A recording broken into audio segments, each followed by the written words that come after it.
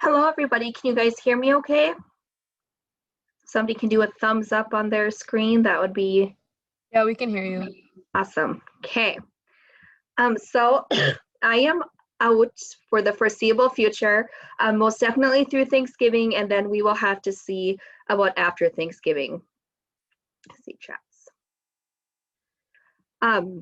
We're thinking about having my husband go and isolate at my parents' cabin for the next 10 days. So we will see if that happens. The only bad part about that is then it's me and my girls by ourselves trying to teach online. So that will be complete chaos, but we will most definitely figure it out. So I'm really sad that I'm not in person for these next couple of chapters. I think I've said that the past couple of chapters are my favorite chapters, but they really are. So we are going to start with a video today. It's one of my favorite videos that I show, and it's all about the impact that gratitude can have on our sense of well-being, our sense of happiness. I've recently started every time my daughter throws one of her 30-minute temper tantrums and gets sent to her room. Before she's allowed to come out, she has to identify 3 different things that she's grateful for. And what it really does is it takes her focus off of whatever is causing this temper tantrum, and it makes her reevaluate the situation. It allows her to calm down and to notice and look around for things that she's grateful for, that she's lucky she has in her life. So it's been working for us a little bit. I'm hoping to continue with that, but we are going to start with this video.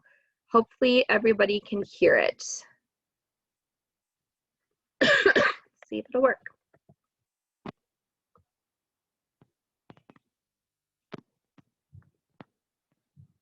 Shut up. What? Can you guys hear that at home? Yes. Yes, okay. Wait. I'm just gonna be so embarrassed.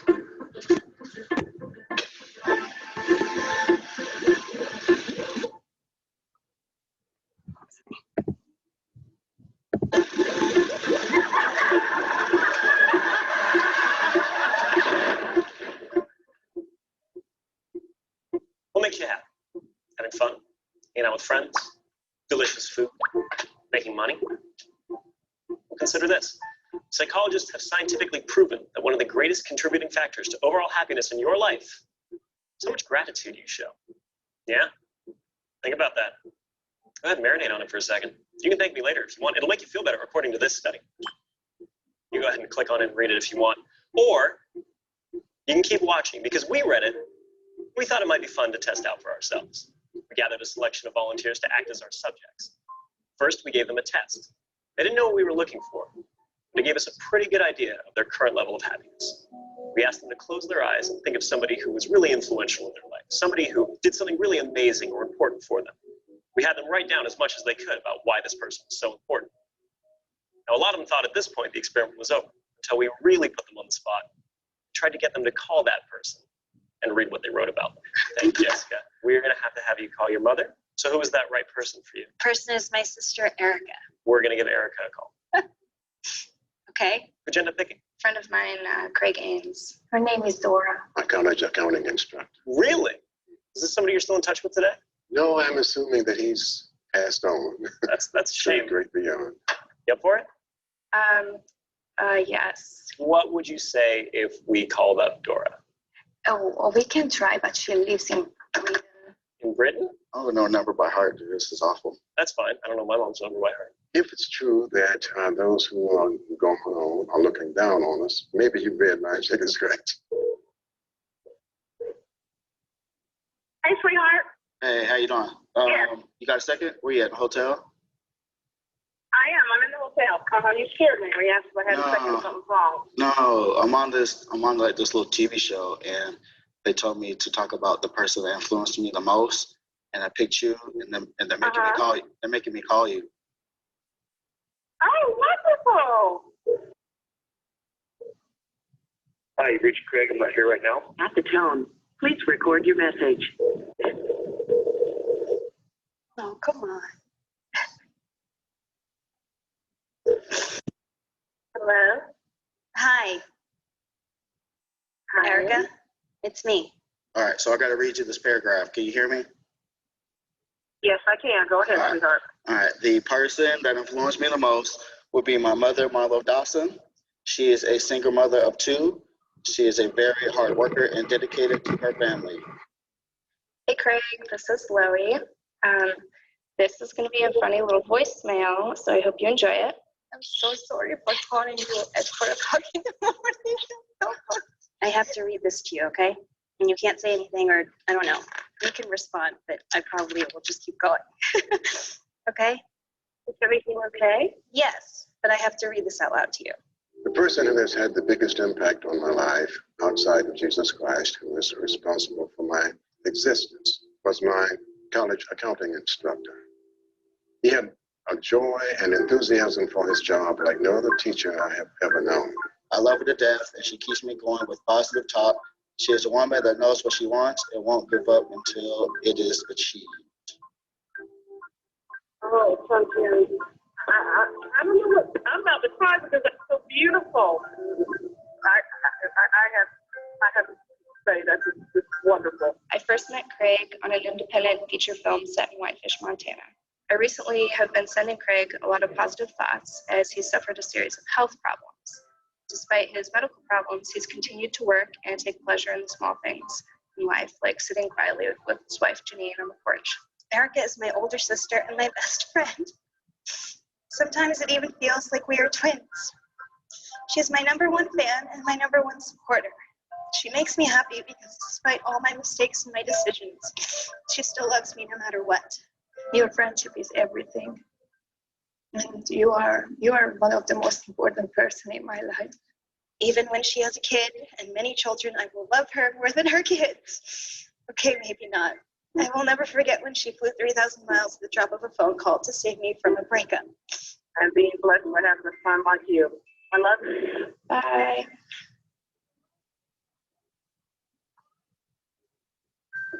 Why did you do this?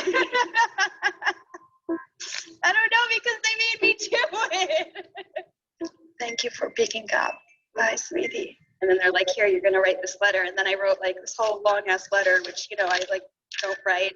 And then all of a sudden they're like, hey, guess what? Now we're going to call her and you're going to read her this letter. And I was like, what the?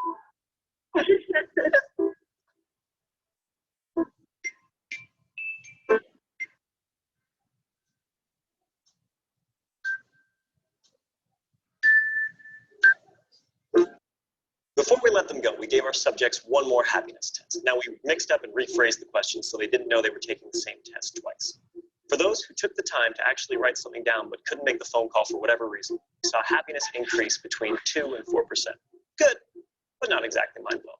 Now for those who actually picked up the phone and personally expressed their gratitude, we saw increases between 4 and 19%. So either way, expressing your gratitude will make you a happier person. But you want to know something really interesting? The person who experienced the biggest jump in happiness was the least happy person who walked in the door. What does that mean? That means if you're having a particularly tough time, trying this out will more likely have a greater impact on you. Trust me. I'm in a lab coat. In fact, while you're at it, film it and upload it to us, and we'll do something awesome with it. I'm Julian, and this has been The Science of Happiness. Pull that cake, subscribe. So I would encourage all of you, especially since it is Thanksgiving time and it's the time to be showing gratitude, if you've never done an exercise like this, take 5-10 minutes and write a letter to somebody that had a big impact in your life. I've done it in my other classes where we actually take the time to do it, and it gets a lot of positive feedback from students. They really enjoy just having the time to write to somebody and even just to get some closure on some issues with people and relationships that have maybe gone sour. So it's a really fun exercise. Unfortunately, we're not going to have time to do it because I never uploaded a lecture on Monday night because I wasn't feeling well. But I'm going to encourage you all to write a letter to somebody that's very important with you and make sure you share it with them. So, gratitude challenge, like I said, being grateful and actually writing it down, saying it out loud, literally rewires your brain. As I've been reading the psychology and everyday life papers, which by the way are due today at 1 p.m. So if you have not submitted your paper yet, make sure you do that at the end of class. But I see a lot of students that are really stressed out. They're feeling a little overwhelmed, maybe homesick. So now is a great time to write down some things you're grateful for and start getting in this practice. Last but not least is going to be those key concepts. So make sure you take a look at these when you are studying for the next exam. Now we are going to move into our other PowerPoint. So chapter 12 is social psychology. And this is I really enjoy doing this one. Let me switch it so I can see all of my notes. So we are going to start with a video from Brain Games just to see how powerful social conformity can be. I'm going to put up the chat here. Oh, okay. So unfortunately, I'm not going to check the chat while I'm teaching, especially because sometimes they're private messages. And since I don't have an extended screen today, I have an HDMI cable on the way, so hopefully in the future it'll be an extended screen, but everybody will be able to see the chat. So don't send me anything personal and I won't pull any other chats up for the rest of the day. So we are going to start with this brain game video. It's going to work. To answer that question, we set up a hidden camera experiment to see if this woman would stand up at the sound of this tone, simply because everyone else is. You might be thinking you'd never go along with this. Or would you?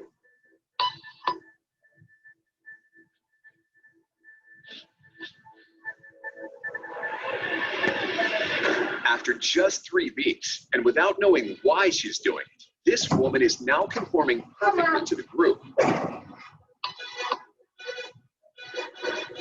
But what happens if we take the group away? Elaine, please.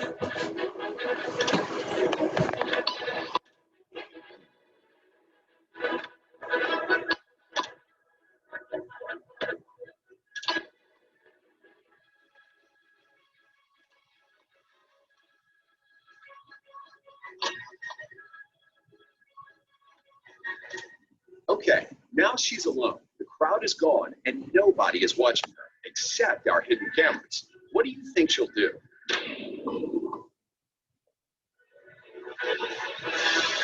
She's now conforming to the rules of the group without them even being there. Now, watch what happens when we introduce another outsider who doesn't know the rules. Have a seat, and they'll be out in just a couple minutes. Thanks so much.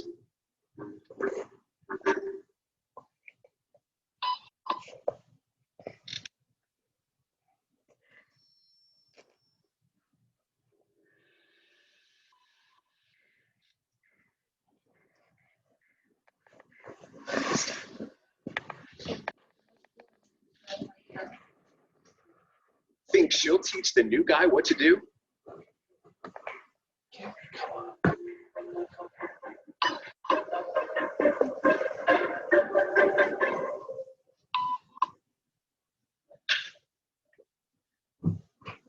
We kept the cameras rolling as more unsuspecting patients arrived.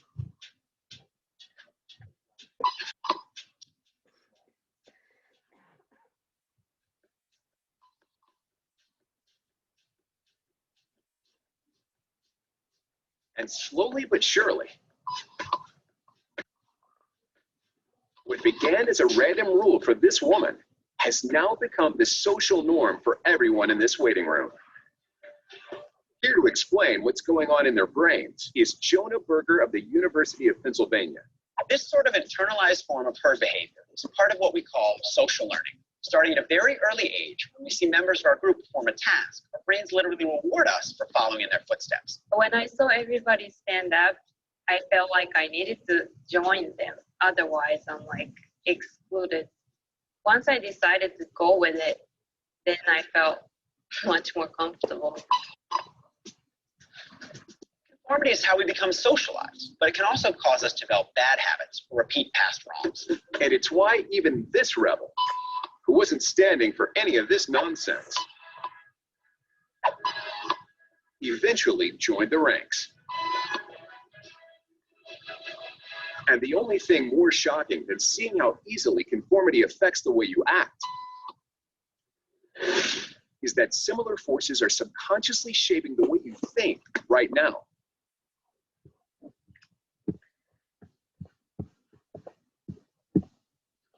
So it's hard to ask you guys how many would raise their hand if they think they would do that if they were in a waiting room. But the power of social conformity is super strong. Doing something because other people around us are doing it. It's almost like peer pressure. I've seen longer clips of that video where the first lady that started standing up ends up kind of just staring people down until they stand up too. So if we are not conforming, we start to feel that negative emotions coming from the other people around us, such as why are they not conforming? Why are they being a rebel? And I think we're starting to see that a little bit with masks as well. In the past, in the beginning of COVID, when people would wear a mask, it'd be like, oh my gosh, why are they wearing a mask? Are they sick? Whereas now, when I see somebody not wearing a mask, especially with the mask mandate in place, it's like, well, why are they not wearing a mask? Why do they think that they shouldn't have to follow the rules? So more and more people are wearing them as well, just because to conform to the social norms. I'm gonna switch it so I can see my notes again.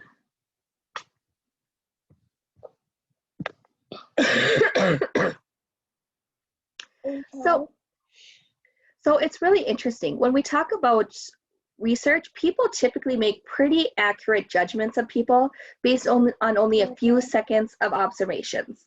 So these are called thin slices of behavior, are powerful for cues for forming impressions of others.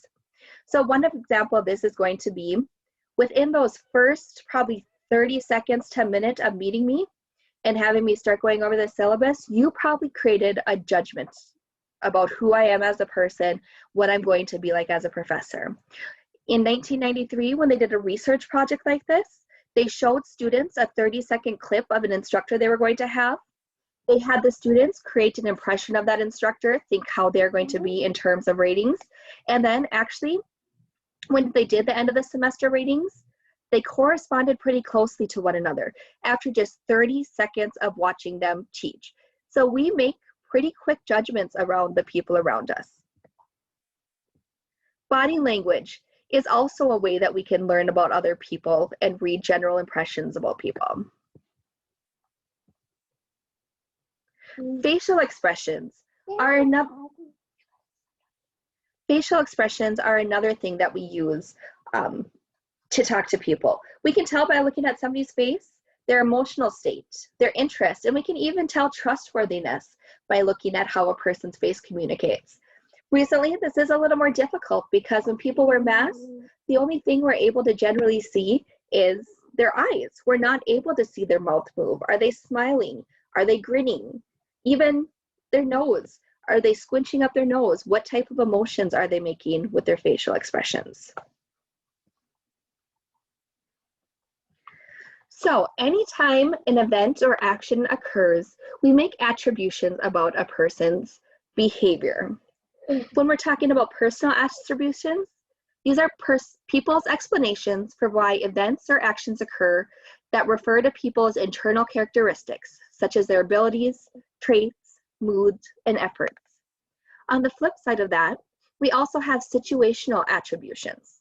So this is people's explanations for why events or actions occur based on current external factors. So a good example of this is going to be if your friend's house goes into foreclosure. If we base it on personal attributions, we might say that the person is bad at managing their money. They spend more money than they can afford. The loan was too big for them. All those things are going to be about them as a person. But another way we could look at it is in terms of a situational attribution. So let's say that they worked in the oil field, they were making $150,000 a year, and then they got laid off and weren't able to make their payments. A situational attribution, what we would say is, well, the person got laid off and therefore that is the reason they're no longer able to make their payments.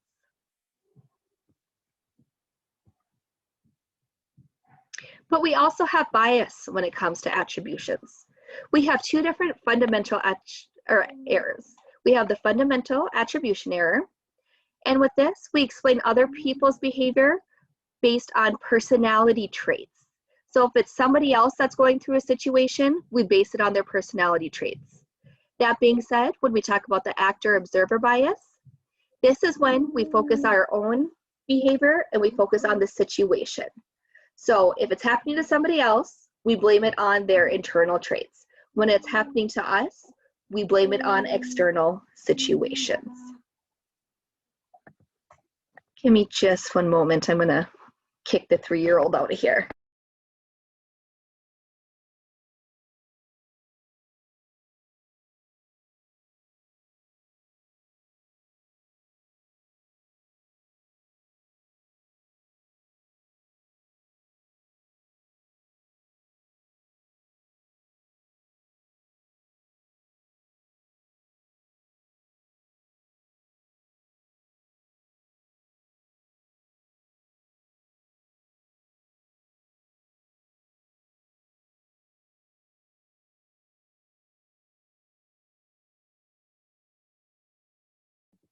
I apologize, the 3-year-old was rolling around the bed making noises. So, stereotypes.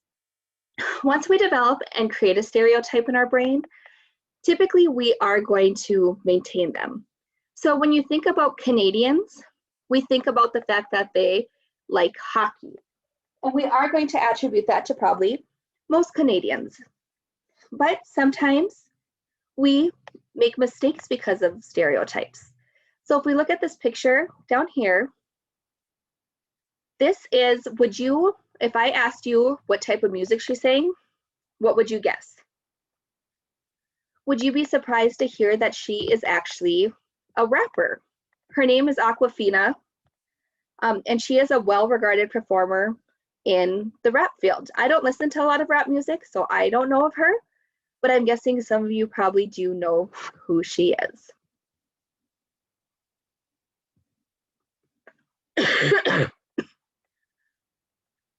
And sometimes we fall into what's called a self-fulfilling prophecy. And this is people's tendency to behave in ways that conform their own expectations or they conform to other people's expectations. So our actions impact others' beliefs about us that cause others' actions towards us to reinforce our beliefs about us and then influence our own actions. A good example of this is going to be things such as girls can't fight, girls can't run, girls can't throw, and girls are not good at math. Oftentimes when we look at male-dominated careers, they're going to be in math and science. And that is because for years, females have been told that they're stronger in English and reading than they're going to be in math and science. Therefore, we might not try as hard in math, or we might also be overlooked in math classes because we feel that we don't have the skills needed in order to perform well in those classes.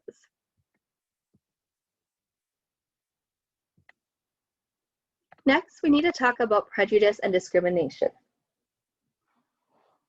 So when we are referring to prejudice, these are going to be those inward emotions. So it might be our feelings, our opinions, or our beliefs associated with a stereotype. So prejudice is going to be those inward thoughts. Discrimination is going to be those outward actions. So the inappropriate and unjustified treatment of people based on the group they belong to. So prejudice is going to be that internal. Discrimination is going to be those outward actions that we put on to people that might belong to a different subgroup than we do. One way we can help to mitigate prejudice and discrimination in classrooms is going to be through the use of what we call a jigsaw classroom. So when we're talking about a jigsaw classroom, in the 1970s, they had a group of students, of mixed race students or mixed race sex groups work together. And what they did is they gave each student a piece of the puzzle or part of the assignment that was essential for completion of the full understanding of the final project. So each person played a very important part to the problem that they were trying to solve. It has been used in more than 800 different studies, and it has demonstrated that this leads to more positive treatments of other ethnicities and subcultures and groups. So the belief behind this is if each student's part is essential, then each student is essential. So by not just giving one person the most important part, if we can give everybody an important part, they're going to be essential to completing the project as well. And that is what makes this strategy so effective. And plus it gives each person that individual pride that they were important to this team and that they were important to this group as well, which would also help mitigate that idea of that self-fulfilling prophecy. So how do our attitudes affect us? Well, attitudes develop in 3 different ways. One way is going to be mere exposure. When we talk about the mere exposure effect, that is going to be the increase of liking due to repeated exposure. Probably the best example I have of this is when I first heard the song Truth Hurts by Lizzo on the radio. I was like, what in the world is going on here? I thought it was a joke. I didn't realize that it was actually somebody singing on the radio. Every time it would come on, my daughter would say, "Hey mom, it's your favorite song," which it obviously was not. But over time, I stopped turning the radio every time it came on because through the mere exposure effect, I started not to mind it because I heard it so frequently. Next, we have the idea of conditioning. Because our associations between things and their meanings can change, our attitudes can be conditioned. So think about perfume ads, makeup ads, cell phones, pretty much anything that somebody is trying to sell us. Part of the reason they have a celebrity as the face of that product is because we often have a positive response to celebrities. We like them. We think they're attractive. We would assume that an attractive person like Brad Pitt would wear Chanel No. 5. Therefore, we want to be like Brad Pitt and go and purchase that product. So for them, it usually translates into greater sales for the product if they use a well-known face or person when they're advertising. Last but not least, we have social exposure. Our attitudes are also shaped through the people we are around.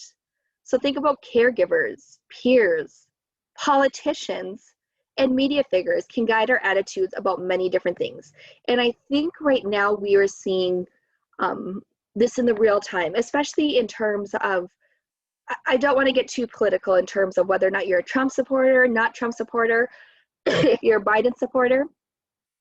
But the viewpoint that Trump took on the coronavirus in the very early stages of the virus really shaped how a lot of people feel about the coronavirus in terms of whether or not it's real or fake, whether or not masks work, and the different regulations that need to be followed because of it.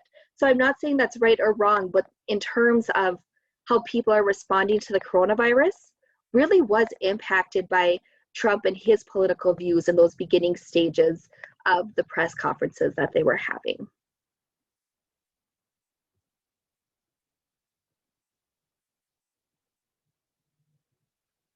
So our interactions, our social interactions can really change so much in terms of how we think about ourselves, our bodies. And I want to show an example of this, of what it looks like for children versus adults when you ask some very simple questions. Oh no.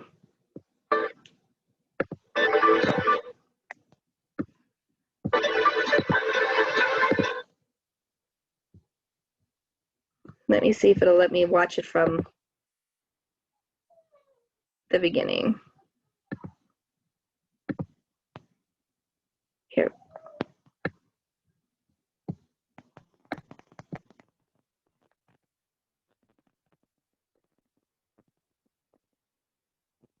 There we go.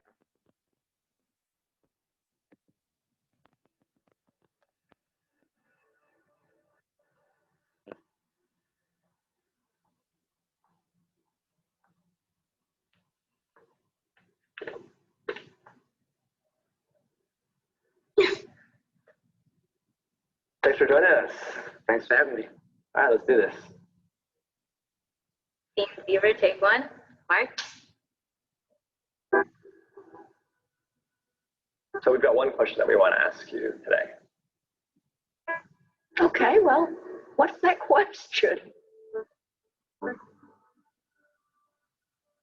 question is, if you could change one thing about your body, what would it be? Only one. I would change my forehead. I have a really big forehead. I'd like to be taller. The puffiness of my face. My ears. I have big ears. Stretch marks after having a baby. A lot of times, like, kids would make fun of me, like, hey man, you get big ears, you got Dumbo over there, you know? Definitely my skin, because I've dealt with acne and eczema issues ever since I was a little kid. 我小时候，因为大家比较喜欢大眼睛的那种美女，所以我就也希望自己眼睛能大一些。Growing up, like a lot of people call me like five head or like your forehead's so big. They've always like would say something to me about it. Yo diría porque muchos dos caminan derecho y como que mi pie está un poco chueco. When I was younger, I felt like I wasn't quite adequate enough.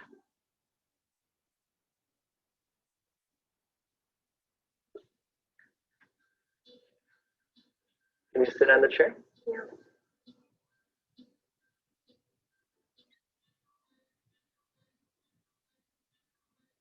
All right, I'm going to ask you one question. What's the question? If you could change one thing about your body, what would you change?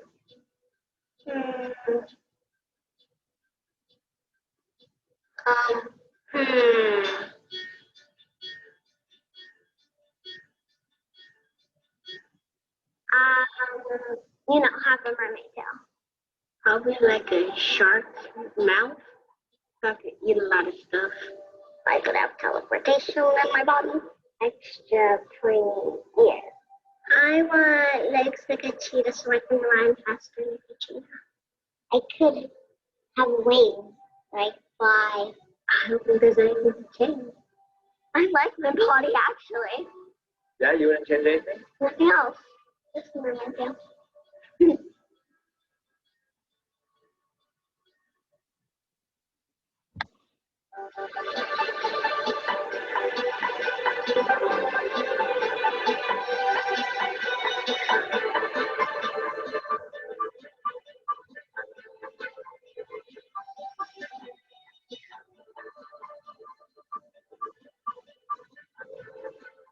A lot of people obsess about getting older and about the wrinkles. I love my white hair. I loved it when it started turning white. It's one of those things, because I chose to stay this way, because it just wouldn't be me if I totally changed the way I look.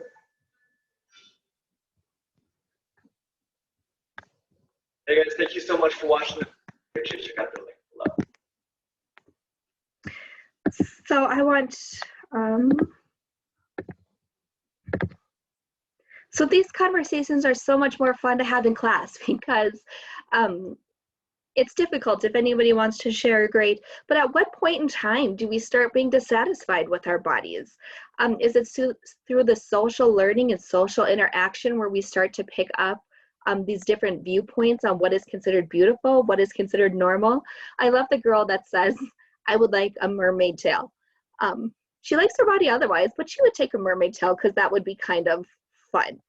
So I always just wonder at what point do we start to see that shift, and when we notice all of the little imperfections that we have in the body.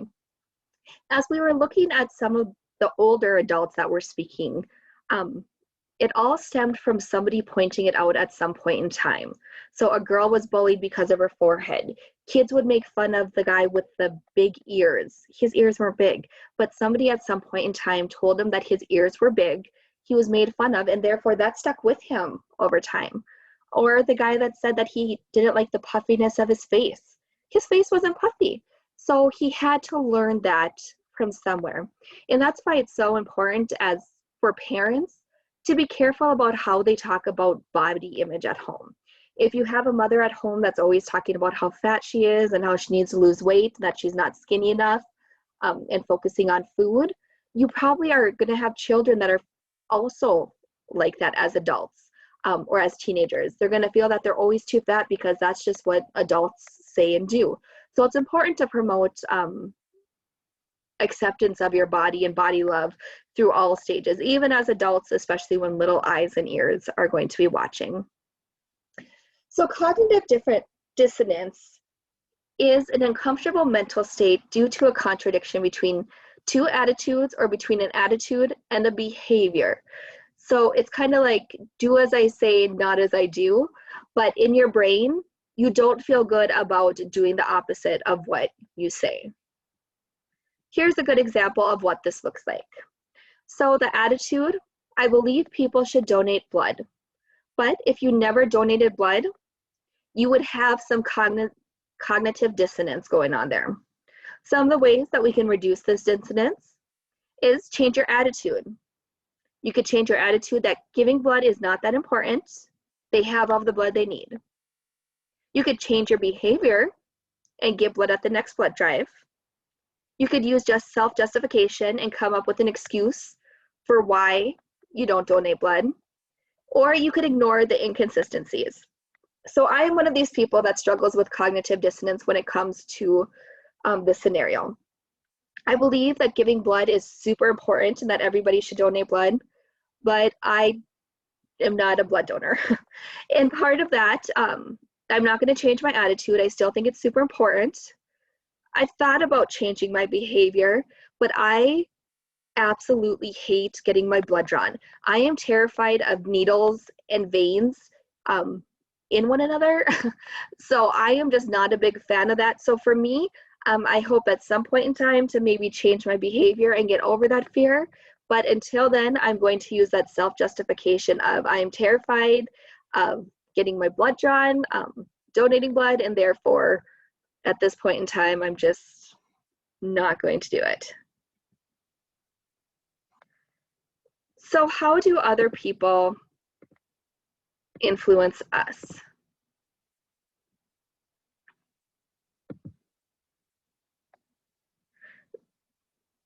So I'm really sad that we're not in person today because we are going to watch this clip about the Stanford Prison Experiment. I talked about the Stanford Prison Experiment quite a bit and how it's one of my favorite things to talk about. And we are going to watch this clip and then answer some questions after the fact. The Stanford Prison Experiment is possibly the most famous psychological experiment of all time. An insane role-playing game gone horribly wrong, thanks to nylon stockings, fire extinguishers, and a sadist nicknamed John Wayne. So what really happened behind those prison walls? Here's a look at the untold truth of the Stanford Prison Experiment. The experiment begins. With funding from the U.S. Office of Naval Research, Dr. Philip Zimbardo began the Stanford Prison Experiment in August 1971 to study the effects of prison life and examine the power dynamic between inmates and guards. As he later wrote in his book, The Lucifer Effect, Zimbardo wanted to know, if you put good people in a bad place, do the people triumph or does the place corrupt them? He began by putting an ad in the paper for volunteers who would be paid $15 a day to participate, about 93 bucks in today's cash after inflation. After selecting 24 guinea pigs, Zimbardo and his assistants converted the basement of Stanford's psychology department building into a makeshift prison, then flipped a coin to decide which test subjects would be guards and which would be prisoners. It would turn out to be a fateful decision.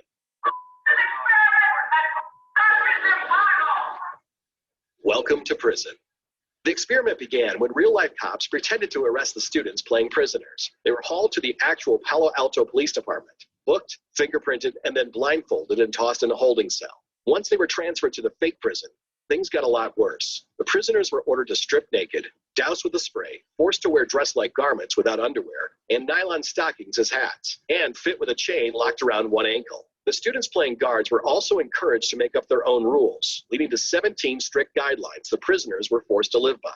Prisoners were only allowed to refer to themselves by number, and guards would randomly wake them up in the middle of the night with screeching whistles and force them to exercise. Zimbardo even got into the act himself, playing the prison superintendent, where he always sided with the guards and encouraged them to create a sense of fear among the inmates. But the prisoners soon began fighting back. The prisoners rebel. On the second day, the prisoners went on strike, removing their hats and the numbers from their uniform, and blocking the cell doors with their cots to keep the guards from entering. That's when things got even darker. The guards on duty called for reinforcements and used a fire extinguisher to force the inmates away from the door. After forcing their way in, they removed the cots, forcing inmates to sleep on the floor, and refused to let the prisoners eat or brush their teeth. They also threw the ringleaders of the insurrection into solitary confinement and forced others to clean toilets with their bare hands, while spreading rumors that some inmates were informing on the others in the hopes of getting preferential treatment. And finally, the guards stopped letting the prisoners use the toilets at all, forcing them to do their business in buckets, which they weren't allowed to empty, turning the whole fake prison into a giant open sewer. Prisoner number 8612 loses his mind. Less than 36 hours into the experiment, Douglas Corpy, aka prisoner number 8612, apparently lost his mind from the stress. One of the ringleaders during the rebellion, Corpy had been thrown into solitary confinement and was a target of harassment from the guards. According to Zimbardo, Corpy began screaming and crying, although the doctor and his staff initially thought he was just faking it in an attempt to escape. Eventually, they let him out, fearing for his mental health. Corpy later claimed he faked it all, telling SF Gate, "The breakdown I had was a manipulation to get out of that damn experiment." But in a documentary made by Zimbardo, Corpy told a different story. It was an experience of being out of control, both of the situation and of my feelings. Meet John Wayne. One guard in particular was noted for his sadistic tendencies. His real name was Dave Eshelman, but the prisoners called him John Wayne, though in fact he consciously modeled himself after the villainous prison warden from the Paul Newman movie Cool Hand Luke, going so far as to use a southern accent when speaking to the prisoners. Eshelman orchestrated all sorts of terrible hazing, forcing the prisoners to play leapfrog so their gowns would ride up and expose their privates. He once ordered 2 prisoners to act as Frankenstein and the Bride of Frankenstein, forcing them to embrace while saying, "I love you." As his final infamous act, Eshelman forced several of the prisoners to simulate intercourse. Tellingly, the other guards didn't stop his actions. I started to get so profane that, and still people didn't say anything. According to Eshelman, though, he's not really sadistic at all, but actually a good guy who was simply trying to expose the evils inherent in a prison-type environment. He told Stanford Magazine, "I set out with a definite plan in mind to try to force the action, force something to happen, so that the researchers would have something to work with."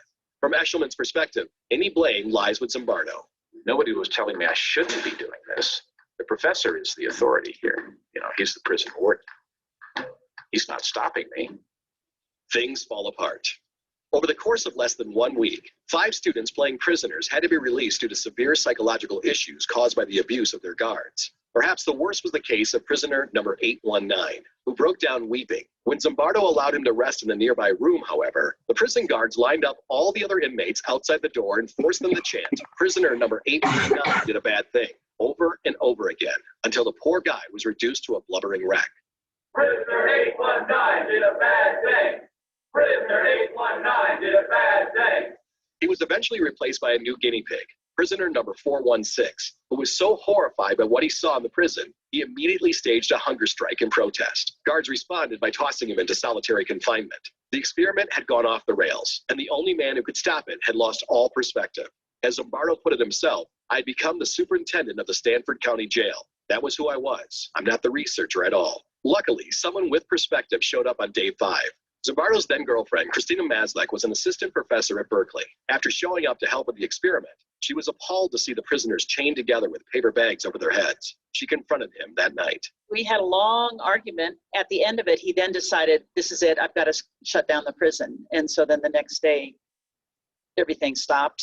The experiment was supposed to run for 2 weeks. It had only lasted 6 days. Aftermath.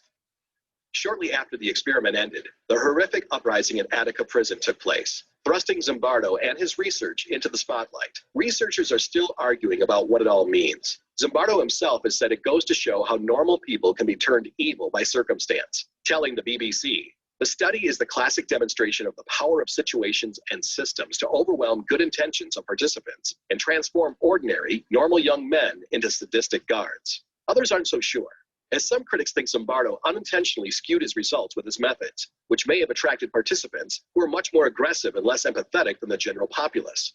Plus, Zimbardo wasn't just a scientific observer. He actively participated and even encouraged violence and brutality, corrupting his data in the process. Tellingly, when psychologists conducted a similar experiment in 2001, they remained observers, and the guards never got anywhere near as aggressive as John Wayne and his cohorts did at Stanford. The significance of the Stanford prison experiment came into question again in 2004, when a group of American soldiers tortured and humiliated Iraqi prisoners at Abu Ghraib prison. Zimbardo was called to testify as an expert on behalf of one of the defendants, who claimed the system encouraged the guards to act violently. Zimbardo agreed, saying Abu Ghraib was the Stanford prison study on steroids. The defendant still received 8 years behind bars, however, which some might consider an ironically fitting epilogue to the saga of the Stanford prison experiment. Thanks for watching. Click the grunge icon to subscribe to our YouTube channel. Plus, check out all this cool stuff we know you'll love too. So that is just kind of a brief overview of what the whole Stanford prison experiment was. So typically we'd have a conversation about how did this go so wrong? I mean, it was just 12 college students, half were supposed to be guards, half were supposed to be prisoners, and literally the guards ended up torturing the prisoners to the point that 5 of them had to be released within 5 days because of psychological distress. If we look at whether or not it would be ethical or not today, I'm guessing probably not, especially the treatment that was upon the prisoners. I'm interested to see what the RBI or IBR looked like in terms for the 2001 experiment that they did. What they allowed, what they didn't allow, if they had much stricter guidelines in terms of what the guards could do to the prisoners, because I really don't think that it would be ethical today. And then what prevented the good guards from ejecting or countermanding the orders from the tough or bad guards? Why didn't they speak up? Why didn't they say, hey, this isn't okay, we shouldn't be doing this to the prisoners? What prevented them from doing that? And then last but not least, one thing that we usually talk about is John Wayne. Do you think John Wayne is a jerk and that is his true personality? Or do you think it was the situation that made him engage in these types of acts? Was it being thrown in as a prison guard, or is that just his true personality? That is for you to decide. We are going to end there today, and we will finish up the slideshow on Friday. If anyone has any suggestions on how to make this more interactive, more engaging, especially because I do like to ask a lot of discussion questions, any feedback you have would be great. Just send me an email. And I hope everybody has a great day, and I'll see you on Zoom on Friday. Have a good day, everyone.